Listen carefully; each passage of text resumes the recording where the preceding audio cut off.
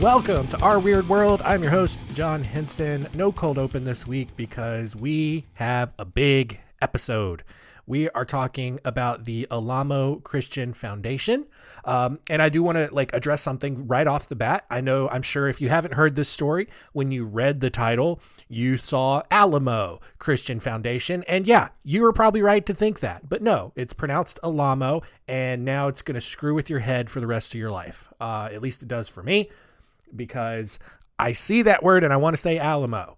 And I've now researched this story, and I've learned so much about this story that now when I see, the car rental company or San Antonio, my brain now defaults to Alamo, and it bothers me, but whatever, whatever. It's fine.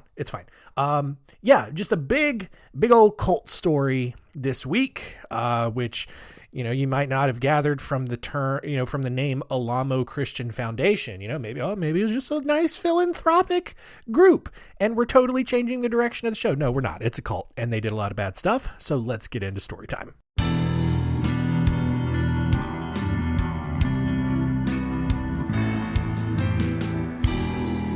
Story time. All right. Well, I just woke up 30 minutes ago, and my allergy medicine has not kicked in yet. So we're just going to see how this goes. All right.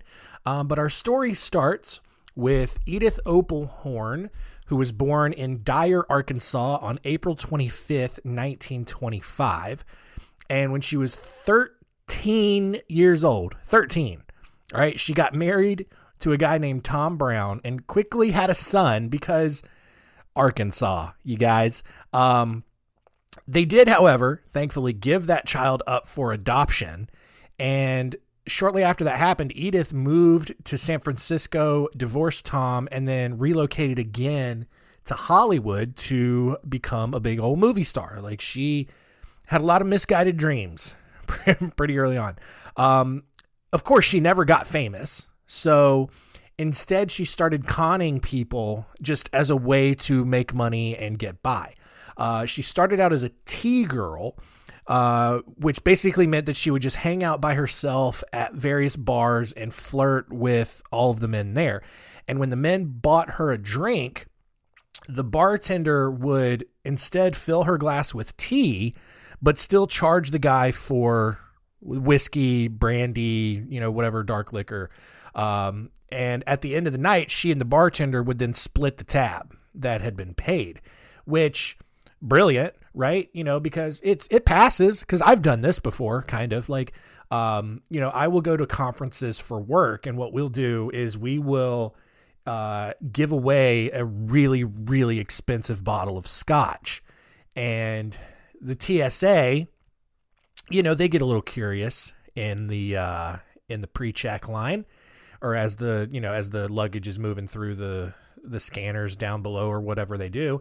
And they always go through our bag. They always rummage through it and all of that. And it's a nice box. We don't want it to get damaged. Sometimes it does though.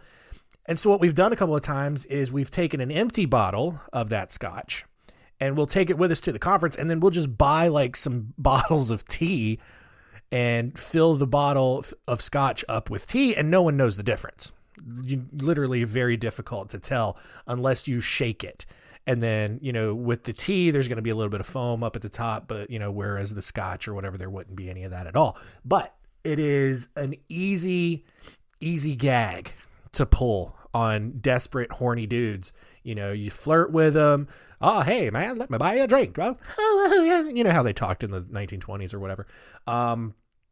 And so she and the bartender would just be in on this, which is crazy unethical, but whatever. And and then at the end of the night, she would just not go home with them, and her and the bartender would just split this tab. By 1965, so she's 40 years old at this point, Edith had gotten married and divorced again and had a daughter named Christian. That's a weird name because it's almost all of the vowels except I guess E and U. So I guess it's 3 of them. But right there at the end, it's Christ, easy, Christ, whatever. Hiaon. What sound does that make? Christian. It might be like Christian, honestly, just spelled like an idiot. But whatever. I'm not going to say Christian because that's not how my brain's going to compute that. But we'll go with like Christian or something. By this time, Edith wasn't doing as well as a T-girl, which, not surprising. I mean, she's 40 years old at this point. And look, ladies, I'm not saying that all 40-year-old women are gross, all right? Because you're not.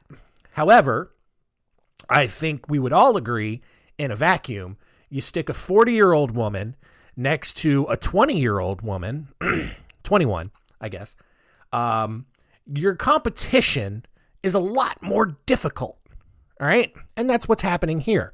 Especially in Hollywood, where all of the pretty people go and not all of them make it. And so she's trying to do everything. So T-Girl's not really working out that much. So she starts focusing on churches in and around the greater Los Angeles area. And with her daughter by her side, Edith would go to these churches and share just this completely made up testimony about how they were about to go to Mexico to share the gospel after they had just recovered from a drug and alcohol addiction so that they could go help all the poor Mexicans find Jesus. And like, although she could barely afford to pay rent and keep food on the table, Edith was just so compelled. Jesus was so, convicting her of this, that she just had to go and keep saving those little Mexican sinners. And look, every single church she went to ate that up, especially, the more evangelical churches where like, that's their thing. It's just like, you got to go out and you got to tell everybody that they're going to hell, because that's what Jesus would have done. And, everybody in the congregation, man, the churches would just donate as much money as they possibly could. And when this scam seemed to really take hold and start working, she then started street preaching with a similar story, and then used the tips and the money and the donations that she got there as just a way to supplement that income. In 1964, Edith met Marcus Abad at a Hollywood bar. Marcus was actually born Bernie Lazar Hoffman in Joplin, Missouri. And then like Edith, he had moved out to California as a teenager to get famous. Edith wanted to be a movie star. Marcus wanted to be a music star. And he, when he met Edith, he claimed that he had recorded a hit single called Little Yankee Girl, and that he had already been managing the Beatles, the Doors, and the Rolling Stones. Now, he did in fact record a song called Little Yankee Girl, and I'll play a little bit for that here. He did not ever manage any of these bands, ever. He's full of crap. But here is the smash hit single that he wrote and recorded called Little Yankee Girl.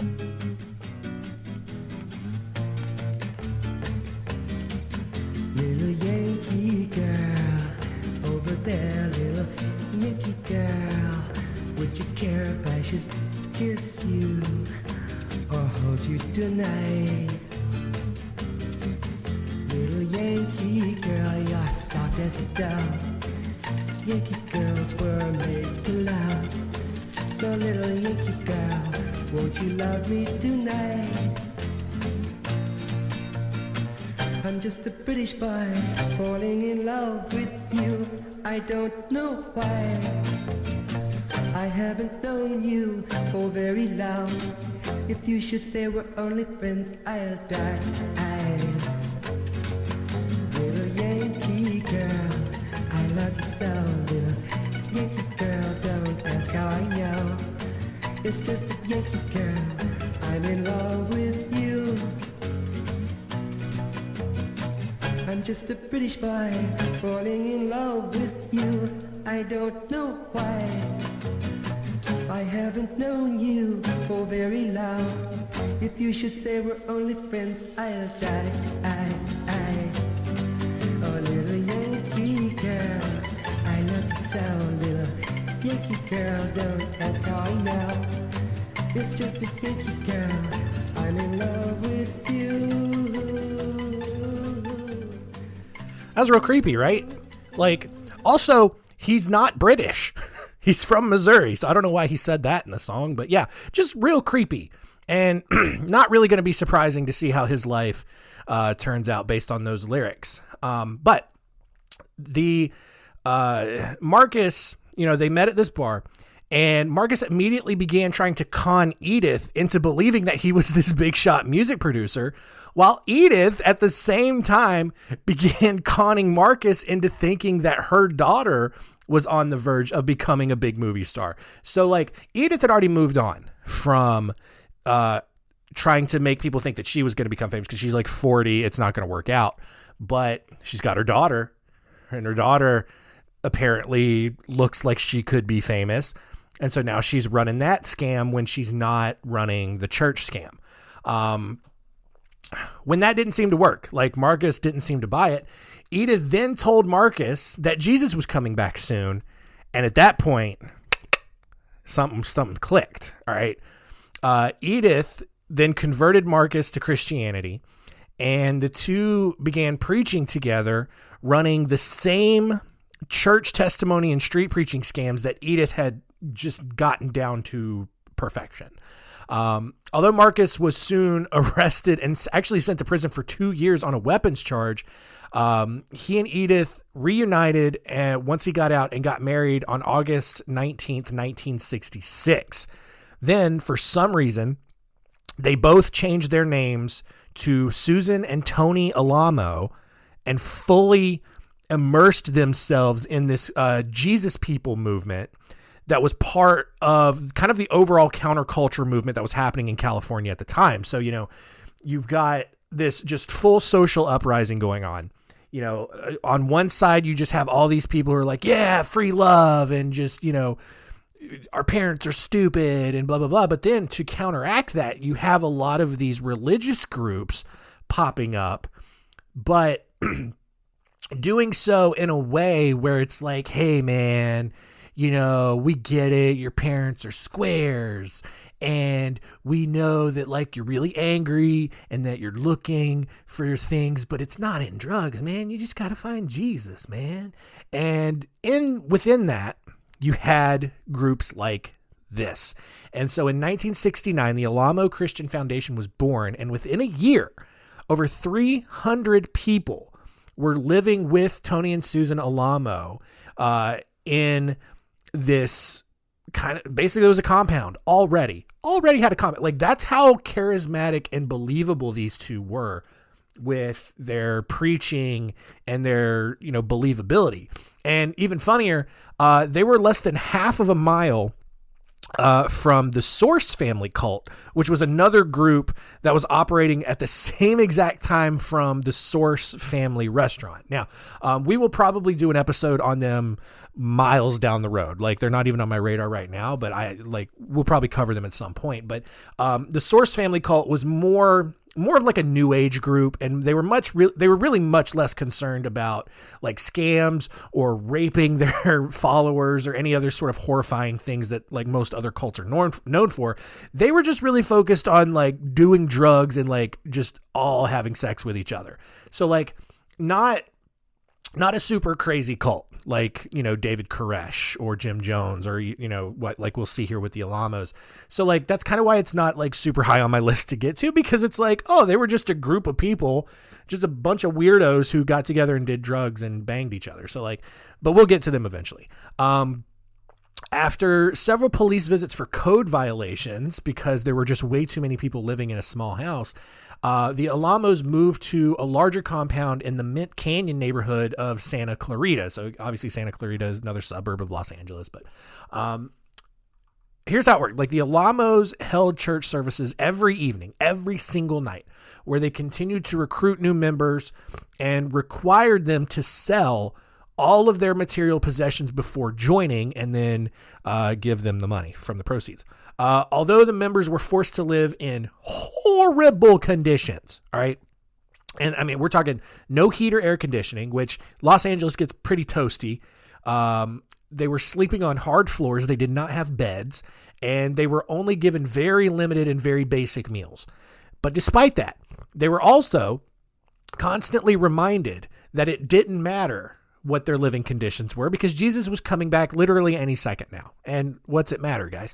So most of the members, to keep things going, to keep paying the bills for the compound and to keep lining the Alamo's pockets, most of the members were actually loaned out to perform migrant work. And then they were then forced to give the money that they earned back to the Alamos. And they made millions of dollars doing this. And so as their bank account grew, Tony and Susan actually ended up shifting from their street preaching and church testimony scams to something even more ridiculous. All right. Susan actually began telling people that she had terminal cancer and that she had been living with this terminal cancer for the last 6 years. And that the only reason that she was still alive was because God was actively performing miracles on her every single day.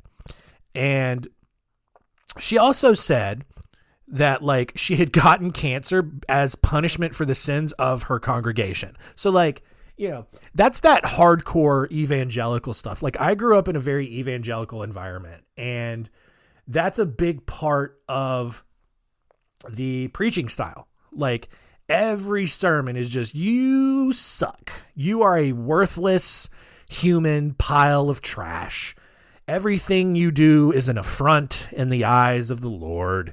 And that only because our God is so merciful and gracious and loving that God chooses to forgive you for all of the things that you have done. All right. Did you murder a bunch of people? Did you rape a bunch of small children? No, you did something much worse. You went down the beer aisle at the grocery store, all right? Did you buy beer from no, you didn't, but you went down there, all right? And just going down the beer aisle makes people think that you're an alcoholic. And that's awful. You're a terrible person. And I wish I was exaggerating. I do. But that's some of the stuff I heard growing up. And yeah, and for whatever reason though, people are kind of drawn to that. They buy into the fact that they're completely worthless because, oh no, they said a little swear word. Ooh, they're going to burn in hell now. No, it's just, but man, the Alamos, they ran that hard. And for whatever reason, they're so convincing and charismatic that they got a bunch of people to convert. And then I almost hope that Susan and Tony were just sitting in their bed one night and they're just God, I'm getting really tired of this. I'm tired of scamming people. Let's figure out a way to just completely alienate people and just make them leave. All right. Well, God, what can we do? All right, here we go. How about this? How about I tell people that I have been living with terminal cancer for 6 years. And the reason that I got cancer was because they all suck. And God is punishing me for gathering up this group of desolate, unsavable losers. All right. And maybe they'll all just kill themselves and we can just go and live. We can retire early on these millions of dollars that we have from them. Yeah, sure. Why not? Let's try it. Well, in 1971, Christian, she's had enough. All right. She sees, what's going on. She's 21 years old. She's ready to get out. And so she tries to escape, and she threatened to escape a couple of times before. And her mother, as loving mothers do, gave her death threats. She's like, if you leave, I'm going to kill you. All right. But But Christian was just like, yeah, I gotta go. And so she took her 2 daughters, which thankfully were not fathered by Tony Alamo. So yay, a pro on for this cult story. But they were fathered by another man in the cult. But she and her 2 daughters one night packed her suitcase, ran down, waited for a cab. But as she was waiting for the cab to show up, several cult members showed up, attacked her, and beat her senseless. And they took her 2 children back up with her. For whatever reason, though, they just left her just like laying on the ground beside the road. So like when the cab driver came and saw Christian bloody from the beating, he called the police and got him out there. When the police arrived, Susan told them that Christian was a drug addict and that the injuries that she had were from just this manic episode where they had to restrain her because she's going through a drug withdrawal and she's going crazy and they just had to restrain her. And apparently restraining means just beating the living hell out of. And here's the thing. I don't know what kind of person that Susan Alamo was, but she was very believable and the cops believed this story. And they left Christian there. And back inside the compound, Christian got cornered, was beaten unconscious again, and had her children like taken away from her. Somehow, however, Christian was able to contact police again, and the same 2 officers arrived back at the compound and agreed to take Christian and one of her daughters to the station. I don't know why they couldn't take both, but while there, Christian received a phone call with another death threat from the cult. Like, that's ballsy. You're going to call the police station and like make death threats to someone inside like that takes guts. But cults, they're crazy. However, Christian was able to get a police escort back to the compound to get her other daughter and then just left to go live a normal life. And she never saw Tony or her mother ever again. And so good on her for getting out. Like, took a couple of punches for it, but ultimately a good mother and got out because things are about to get crazy, as if they're not already. In 1973, the Alamos got a television deal and started broadcasting the Tony and Susan Alamo Christian show. And it was an immediate hit. Like, it immediately got syndicated to several different Christian TV networks across the country and brought in millions of dollars in donations. I mean, like, you know what I'm talking about. It's like, it's the same kind of show, like, not like how they do it now where they're just broadcasting sermons like Joel Osteen and like Elevation, like, you know, Stephen Furtick and all that. But no, it's like, it was back when they all had like talk shows, like The View or like Ellen DeGeneres or something like that, where like all of these televangelists would have like these talk shows, like Jim and Tammy Faye Baker. I think Benny Hinn might have had something similar. But yeah, just like, you know, shows like that where it would basically just be an hour-long kind of worship service. Oh, we're going to share the message of God, but mostly just ask for money the whole time. They got millions and millions of donations. But here's the thing. The IRS quickly realized that they had not received any sort of tax payment of any kind from the Alamo Christian Foundation. And they started asking some questions such as, you know, why have you never paid your employees or your corporate taxes? Because apparently they had not registered as like a nonprofit religious organization. And even then, when you are a church and you employ people, you still have to pay them and report the payroll taxes and all of that. So rather than paying everything that they owed, the Alamos just packed up everything and moved back to Susan's hometown of Dyer, Arkansas.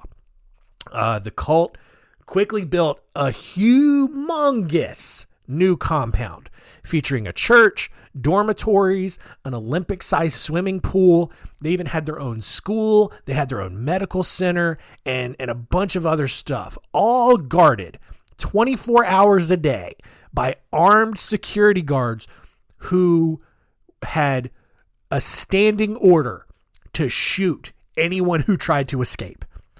Seems a bit strange, right? Like, why? Why does that matter?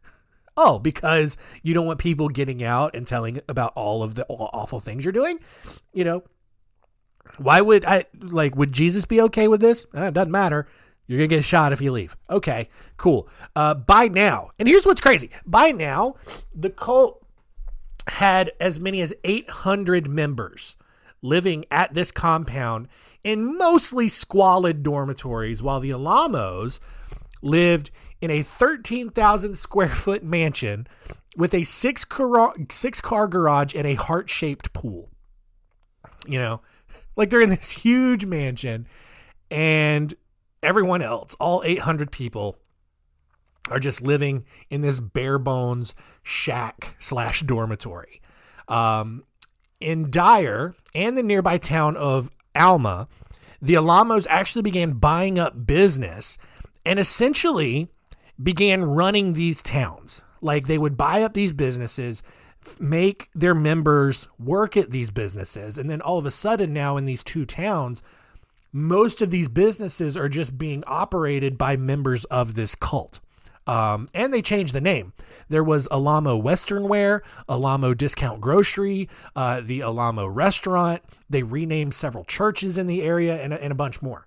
But back on the actual compound itself, the Alamos had gotten even tighter with their control over their members. Anyone who did anything wrong whatsoever was sent to what was called the Spec House, where they were beaten, severely beaten. And it got to a point where they had so many stupid rules that anything you did wrong, you got sent to the Spec House. And everyone was reporting everyone for every little thing that happened. So basically all you were allowed to do was breathe, go to sleep, but only at certain times, and attend church, because people were getting reported for using a microwave on Sunday, because that's in the Bible.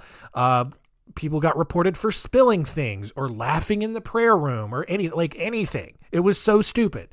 In 1979, the U.S. Department of Labor officially charged the Alamos with violations of the Fair Labor Standards Act. And rather than pay the fine and admit any kind of guilt, the Alamos immediately used their massive wealth to hire lawyers to just hold up the case in court for as long as possible. Not even to defend them, because there honestly wasn't any kind of defending. They just wanted lawyers to go through several appeals and, just hold everything up while they continued to go out scamming people and taking more money from idiots who believed their nonsense. Even more, the Alamos began publishing very specific propaganda to enhance their image and make the public believe that life at the compound was actually super sweet and not the active hellhole that it actually was. It was it's just hey, you've probably heard some reports, especially from the IRS, that we're giant pieces of trash. Well, that couldn't be farther from the truth. Check out our amazing compound. Look at our awesome mansion. Look at our nice public swimming pool. Don't look at those dormitories. But everyone here is super happy. Smile for the camera. And just everyone's having a good time here. So just, give us money. All right, because Jesus is coming soon, so why not? You don't need it. So, that's really what was going on. But here's what I love about this story. In 1981, in the tastiest form of irony, Susan actually got cancer, and it was actually terminal, and she actually died a year later on April 8th, 1982. Yes, I love that. That is my favorite part of this story. Unfortunately, that's not the end of the story. All right. Because rather than disband the cult and count his losses, Tony goes into like super cult mode. All right. Instead of this, like he could have just easily had a really elaborate funeral that called for a bunch of like huge donations in her honor. But instead, Tony left Susan's casket open in the spec house and told every single member of the cult that their primary job was to try to bring her back to life. How? Well, members prayed nonstop in 2-hour shifts around the clock for several months in front of an open casket. Of course, none of that worked. And I bet you the spec house probably didn't smell too great after a little while. But you've just got hordes of people in and out for 2 hours for months, just praying like, God, please bring her back to life because that's what you do. Maybe, I don't know. And then nothing happened, obviously, because of course it wouldn't happen. Additionally, at this point, the Alamo's lawyers could no longer delay the government lawsuit, and the Fair Labor Standards Charges Act went to trial. So Tony, I don't know which lawyer thought it would be a great idea to let him testify, but Tony claimed that the Department of Labor was attacking his freedom of religion. And the jury rightfully thought that was the stupidest argument and ruled in the government's favor, forcing him to pay $19 million in back wages. And of course, like Tony appealed this, which meant that it would draw this out even longer. And so he wouldn't have to pay it. The following year, with Susan's rotting corpse still on display at the spec house, an angry Tony Alamo told his followers that they had failed in resurrecting her, which, I guess technically, yeah, but like, I don't know what they were supposed to do. So in response, he ordered a mausoleum to be built, and he still claimed that like Susan was going to rise from the dead. Like she never did. Like she's still to this day, very dead. In 1984, Tony then told the cult that he was abandoning them because they were terrible people who couldn't even pray someone back to life. Like, it's just like, hey, guys, so here's the thing. I am sick of all of you. You all suck. Like, how God has not stricken something. How God has not killed all of you at this point is beyond me. If I were God, I would have laid waste to every single one of you by now, multiple times over. In fact, if I were God, I would have killed all of you, brought you back to life because I can do that because I'm God, and then I would have killed you again. All right? And then I would have brought you back to life just to show you how to bring Susan back to life because you obviously can't do that. And I was just going to show you how to do that. And then with Susan back by my side, I was going to kill all of you for a third time and then leave you dead and send you all to hell because you suck as followers. And so here's what I'm going to do. I'm going to just go back to Los Angeles and just like screw you guys. All right. So that's what he did. He moved back to Los Angeles and began dating 42-year-old fashion designer Brigitte Gyllenhammar. And they even got married, which... what's this woman's problem? And when they got married, Tony brought her back to, this is so stupid. He brought her back to the Arkansas compound and presented her as the resurrected Susan Alamo. And like people believed him. Like he shows up, like this woman is in this mausoleum, like super dead. All right. No doubt about it. Tony's just like, screw you guys. I'm going home. And comes back a year or so later. And he's like, hey guys, guess who's back with me? Guess who I ran into in Los Angeles as who has come back from the dead? Your old pal Susan. And everybody's like, what? No way. And here's the thing though. Like they believed it first, but like it did not take long for everyone to realize that this new woman was nowhere even close to being Susan Alamo. Like, for example, Brigitte wasn't nearly as zealous, we'll say, as Susan was. And she didn't even have any kind of interest in attending any of the church services on the compound. Like, she thought this was pretty stupid. Instead, She convinced Tony to open a new business that sold bedazzled jackets. This story, I'm surprised this story is not more popular than it is, because it's so many ridiculous twists and turns along the way. All right. So Brigida convinces Tony, like, hey, Tony, I don't know why she got this accent. She's clearly not from New York. She's like from like Sweden or something. But this is what we're going with. Tony. I just like saying Tony like that. I think that's all it is. Hey, Tony, why don't we open a store for some bedazzled jackets? Put some rhinestones on it. Sell it to the people. People like a little bedazzling. And so I really hope she did talk like that. That would be great. But that's what they did. And so Tony quickly built a sweatshop on the compound, because of course he did. And the cult began producing these gaudy, bedazzled jackets. And here's what's so mind-blowing about it. They were super popular. What is it about this guy and formerly Susan who could just get people to believe anything? Anything. Like celebrities like Dolly Parton, Sonny Bono, Mr. T, Mike Tyson, and Michael Jackson all had an Alamo Designs bedazzled jacket at some point. All of these people. Like, how? How do you do that? How? Like, if I had just a small percent of the charisma that these people had, I would be the most famous person on the planet.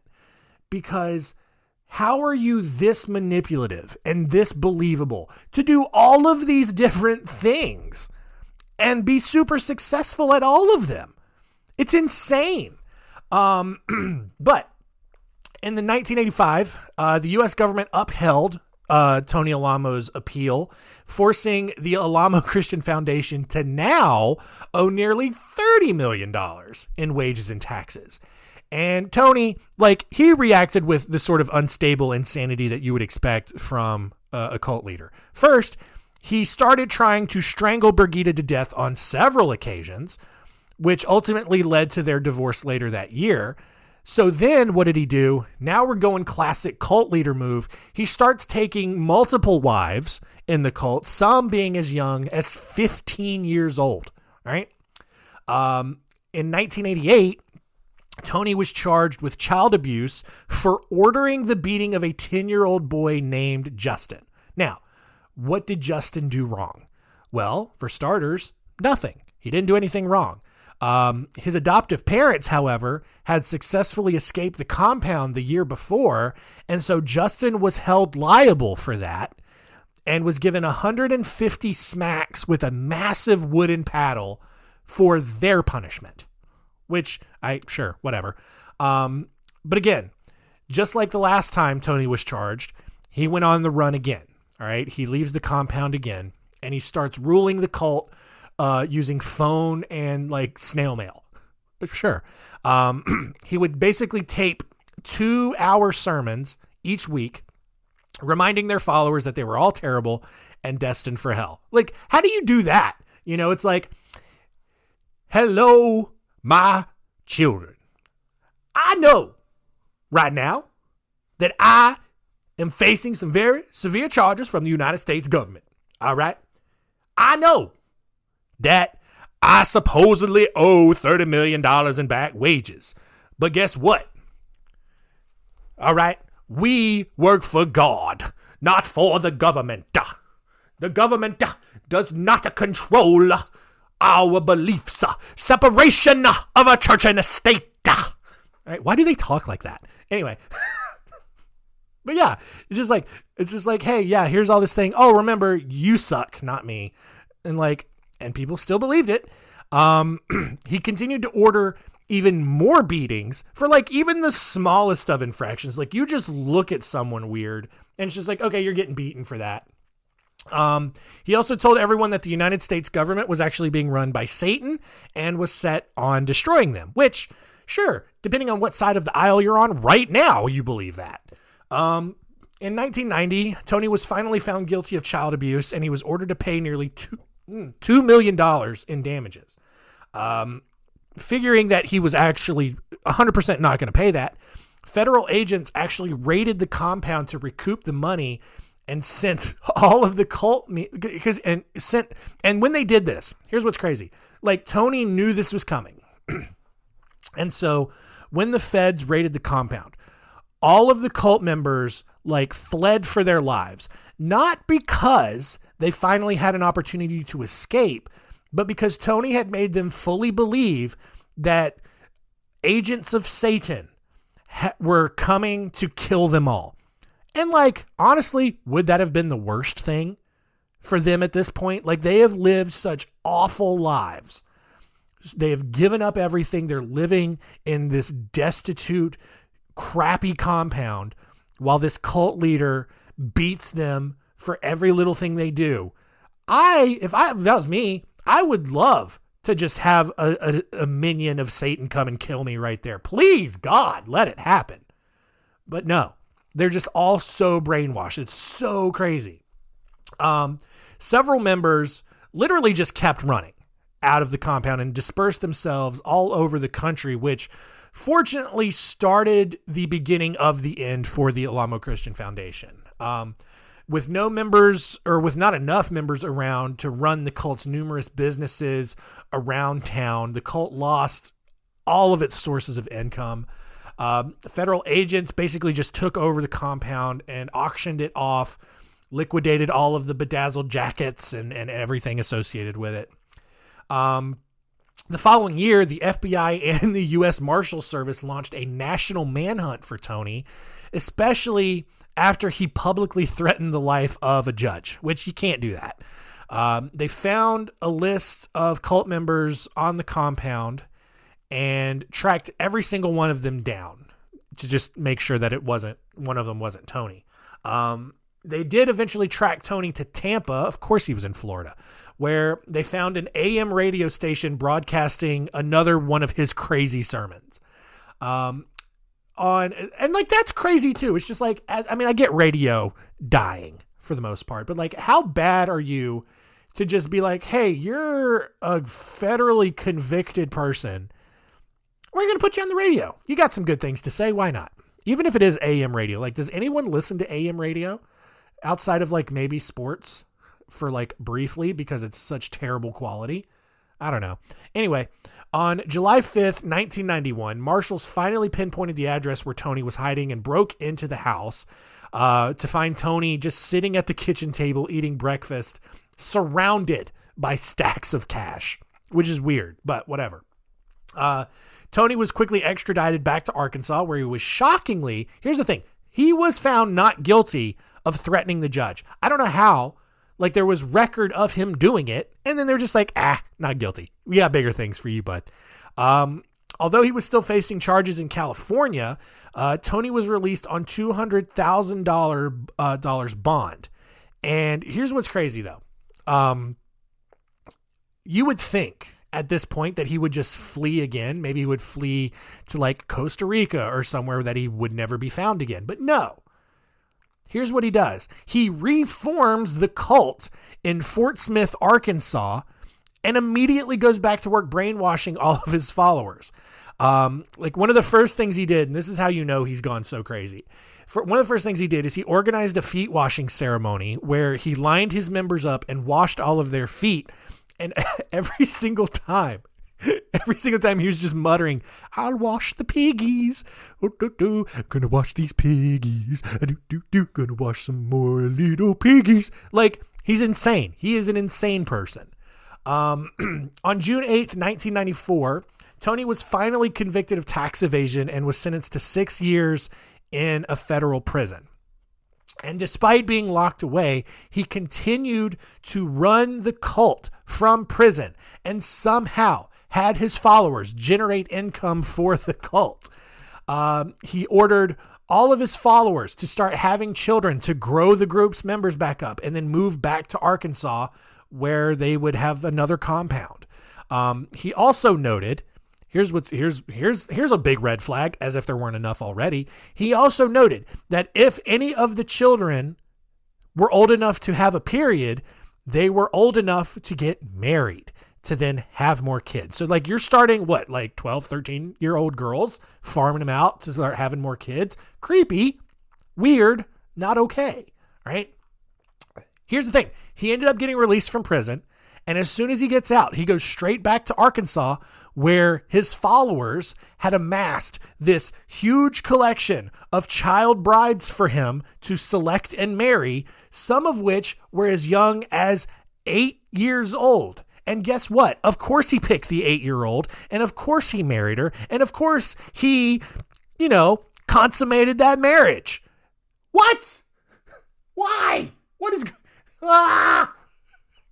All in the name of Jesus, you guys. At its height. Here's what's great. All of this is going on. All of this has happened. And we're still getting crazier. He has been in prison. He has been well on the government's radar for all of this illegal stuff. And he's still doing it. Like, at this point, it's complete delusion that you're untouchable, to continue to do this. Because, like, at its height, Tony had 24 different wives, 9 of which were underage. If any of his wives acted out in any sort of way, he would send him to what was called the greenhouse, where they would be locked in cages. Because that's how you treat your wife. Oh, you're not going to cook for me? Get in the cage. Oh, God. It's fine. I've got 23 others. Who's going to make me breakfast? You whore. This story is so insane. Fortunately, by now, because we're in the 90s, we're in the mid 90s, people get a little bit more sense about them. The parents of these child brides started to realize, like, all of the torture that they were putting their children through, and some of them started to alert authorities. In 2006, so maybe not, this continued for another decade. In 2006, when I was in high school, crazy stuff like this is still going on. In 2006, Tony's 15-year-old wife, Desiree, escaped and contacted the FBI because she knew what was going on. She told agents how Tony would take naked Polaroid pictures of them, creepy and gross, which allowed the FBI to finally throw official child pornography charges at him. The FBI was also able to contact a girl named Summer, who Tony had raped in the back of his bus on a trip to Los Angeles a few years prior. So for some reason, though, this still took 2 more years, because on September 20th, 2008, an FBI SWAT team raided Tony's compound again. Although Tony wasn't at home because he already knew this was coming and had already fled once again. Here's what's crazy. He then called into a live broadcast on Fox News claiming his innocence and that the Bible clearly stated that he had the right to marry anyone who had already started puberty. I don't know. Here's the clip. All right. And here's what I want to preface this first, because he's calling into Fox News. All right. I know some of you out there really like Fox News. I think it's a pile of dog trash, but I also think CNN and MSNBC are dog trash. All right. Because, and I've said this before, those networks are to news, real news, what the WWE is to sports. All right. It's not they have a very specific agenda in mind. They're not real news. It's news entertainment. All right. They are designed to get ratings, say a bunch of crazy stuff, to sell ad space and all of that. All right. But for you to be so unhinged and off your gourd to call into Fox News and make Fox News look like the pinnacle of journalistic integrity, That really says something. So I'm going to play this clip. I'm going to follow along in the background because it'll be fun for me.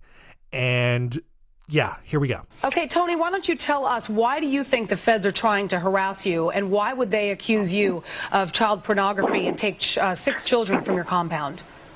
Because this is what I've accused the federal government of and the Vatican, and they definitely are guilty of homosexuality with young teenage and preteen boys and girls.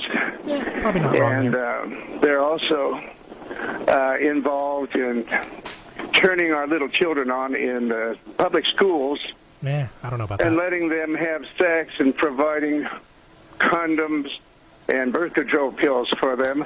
And so they're firing back. This is the most ridiculous. I mean, they've charged me with all sorts of things down through the years, and I've beat because you did all that. of them.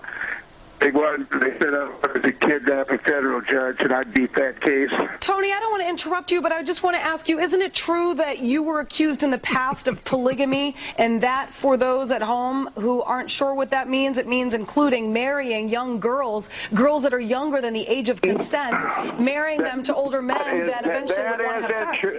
That isn't true. Polygamy is in the Bible, and it's condoned by God. Yeah, if you take it out of context, weasels have got to complain about God. You go to him and talk to him about that. I just preach the Bible, and I right, have but the marrying right a minor is not necessarily something that you would say God would condone, right? I never married any minor. But a lot of polygamous compounds, as you know, do marry children that are underage, and a lot of child abuse takes part in that. I mean, that is a fact. You have to admit that that does go on in this country, and God's got nothing to do with that. Well, God does have something to do. Well, I don't know what you're talking about. The Bible states that the legal age for marriage is at puberty. I'm not married to any teenage girls who don't want to be. I'm 74 years old. Gross. I remember reading that in the Bible, sir, and I went to Bible class every Sunday school, and I don't remember saying anything about it. I mean, kids are reaching puberty at the age of 12. You don't know anything about the Bible. So you're telling me that people that are 12 years old should be able to marry a 40-year-old, and that's okay?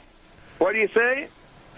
You're saying that it's okay for a 12-year-old to marry a 40-year-old as long as she has reached puberty? Well, in the Bible, if you read the book of Jasher, you'll see that Rebecca was 10 years old when she married Isaac was 40 years old. I know, but that's not the law today, and we don't see 10-year-olds getting married. Let's face it. The law of God never changed. 10-year-olds shouldn't be married, let's just say that, and they should be waiting a lot longer before they spend the rest of their lives with an adult. Hey, all right. Listen, you just talk. You want to interview me, or you just want to yap your stupid mouth off? All right, Tony, you know what? I'm not going to call you any names, but we are going to have to let you go, and I apologize if you didn't like my questions, but I believe that they were fair. How crazy do you have to be where Fox News is just like, hey, dude, you're way out of line. So thankfully, though, a few weeks later, the FBI finally located Tony in a dirty motel in Flagstaff, Arizona, with the testimony of 4 of Tony's child brides, along with 25 other witnesses. Tony was found guilty on all charges and sentenced to 175 years in prison. He died 9 years later on May 2nd, 2017. All of the assets in the Alamo compound were seized in order to pay out $1.1 billion for the children who were raped and or beaten by the Alamos. And that is the end of today's story.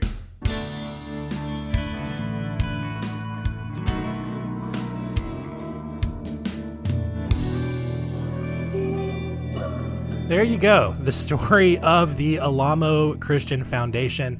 I think this is the longest episode we've ever done. To just kind of wrap things up, not going to do, what did we learn this week? Because I think, honestly, we learned way too much about this cult. I will say that the Tony Alamo Christian Ministries is still in active operation today. 24-hour prayer line. They have a headquarters in New York City. You can call it. I don't know why you would, but they still exist and they still carry on to this day. But man, yeah, just I really am shocked that like this isn't a more popular story, because it just gets more and more ridiculous as it goes. I mean, starts out with, Edith trying to con this guy.